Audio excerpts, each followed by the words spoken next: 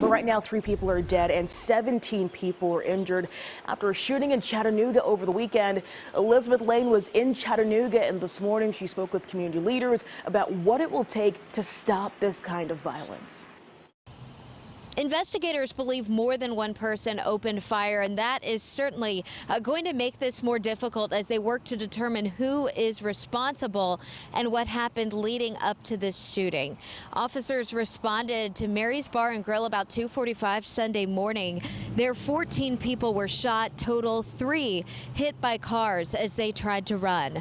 One of those victims is under the age of 18. We know very little about the circumstances leading up to the shooting. I spoke with Representative YUSUF HAKEEM, who says it's going to take a village, literally parents, churches, law enforcement, and lawmakers to find middle ground and stop the violence. I think it's going to call for elected officials, community leaders, church leaders, all of us sitting down at the table and finding those solutions, working with parents and others in the community.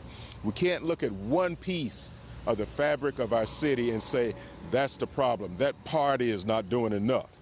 We have to work together to change this dynamic. This marks the second weekend of violent shootings in a row here in Chattanooga. Last Saturday, 6 people were shot. The suspect in that case, a 15-year-old boy. Reporting in Chattanooga, Elizabeth Lane, News 2. And because of the gun violence in Chattanooga, people are calling for change. The organization Jordan's Light Foundation gathered yesterday to show support for the victims. LATANYA says she knows one of the victims from Sunday's shooting. She says this isn't the first time she experienced the pain of losing a loved one to gun violence.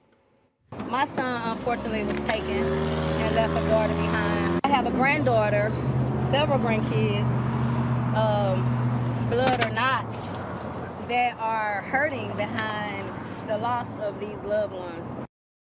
Dunkin says her younger cousin was on McCallie Avenue at the time of the shooting. She says that night was supposed to be a night of celebration.